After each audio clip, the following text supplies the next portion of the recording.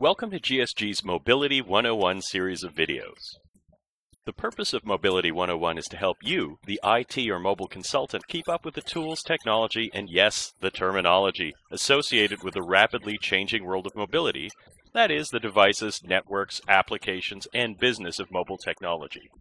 This video is intro to MMS. MMS is one of the biggest three-letter acronyms, or TLAs as we like to call them, in the mobile industry. While there's general agreement on what MMS means, there's a little less agreement on what it stands for. We've seen a big number of mobile software and service vendors say that MMS is short for Managed Mobility Services. On the other hand, Gartner prefer to switch the M's around, and they insist that it's short for Mobility Managed Services. Same words, slightly different order. Now that we know what we're talking about when we say MMS, let's look at how Gartner defines the term. Mobility Managed Services, MMS, encompass the IT and process management services required by a company to acquire, provision, and support smartphones, tablets, and ruggedized field force devices with integrated cellular and/or wireless connectivity. Although the current market for such services is largely focused on corporate liable devices, MMS engagements also provide a level of control to companies supporting individual liable devices or bring your own device accessing corporate resources and information. I won't blame you if you're a little lost after reading that definition. I think I might actually know less about MMS after reading that. So you know what we're going to do? We're going to start over again. I'm going to take us back to more familiar turf and show you something well established, something that's been around for decades. And that thing is IT, as in traditional information technology. It's a pretty broad term, but in this case we're talking about the people and services that keep the computers in our businesses and offices running. Take a look at this thing. This should be familiar to you, and in fact, some of you may be thinking right now, hey, what's up with the antique? A few years ago, this would have been considered to be a mid-level laptop, suitable not just for general office work, but even graphics and software development. I should know, that's my old computer you're looking at. Anyways, even today, you'll find computers from this era with these specs, or something similar, doing day-to-day work in offices and homes everywhere. Let's jump to present-day technology. If you take a look at the specs on today's flagship smartphones, here's what you'll find. Today's smartphones have specs that either match or, in some cases, exceed those of these not-so-old laptops we were just talking about.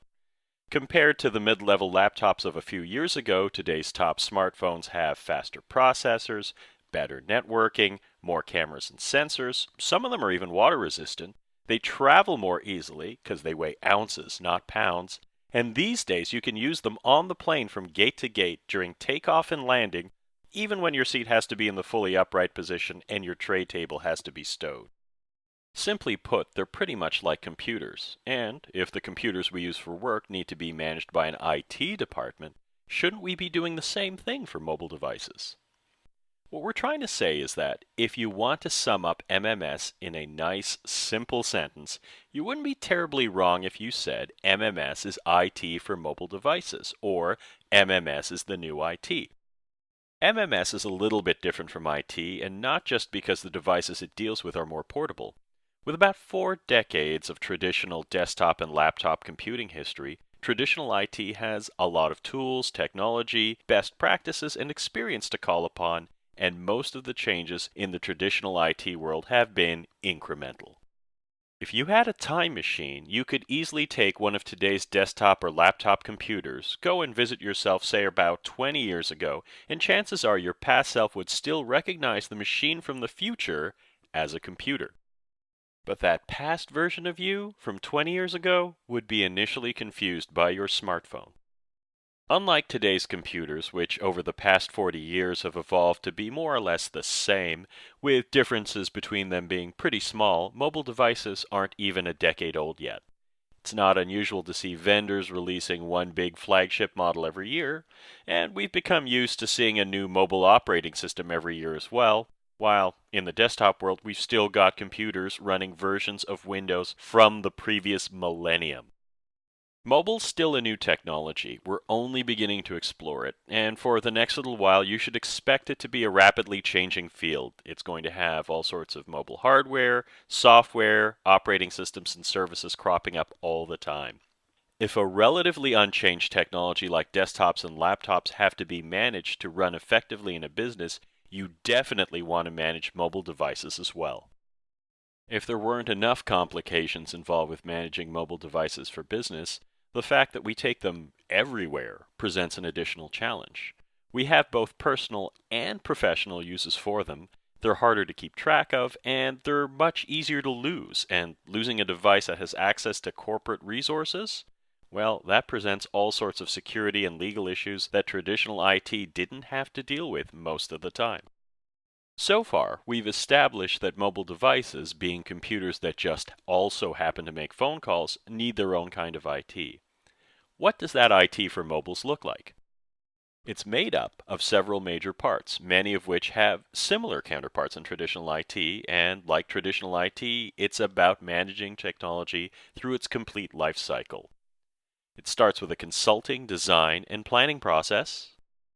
And once the planning process is done, there's the matter of procuring and deploying the devices, as well as keeping track of them and knowing who's been assigned which smartphone or tablet. Mobile devices with cellular networking capabilities, that is, all smartphones and some tablets, will have some kind of account with a cellular carrier. That requires management, from ensuring that each user is on the appropriate plan for their level, role, and needs, as well as handling issues such as roaming and expense management. Mobile devices need to be configured and then connected to other corporate systems such as email, contacts, and calendar, as well as other online resources. And without applications and a way for users to find and install them, they're not terribly useful. Security is an obvious need. There need to be resources that users can call upon whenever their mobile devices, apps, or services won't work, as well as whenever they need to make a change to their device or service. That's where these help and service desks come in, and yes, they are two separate desks. The initial cost of a mobile device isn't very much compared to its ongoing costs, and those costs are one of the fastest growing in IT. Mobile expenses need to be managed. And finally, there's what happens when it's time to retire a mobile device from service. These 9 major components make up MMS, and as mobile technology, applications, and services change, and they're changing every day, these components will also change. It's a new kind of IT dealing with new technology, new uses, and new challenges. We hope that you enjoyed this video and found it both enlightening and entertaining. If you want more material like this, check out our blog, which you'll find at this easy-to-remember URL, bit.ly/gsgblog. We're also quite social on social media, and we've made some easy-to-remember shortcuts to our social media accounts. If you need to, pause the video so you can take down these links. And finally, for more about GSG, visit our site at gsgtelco.com. Thanks for watching.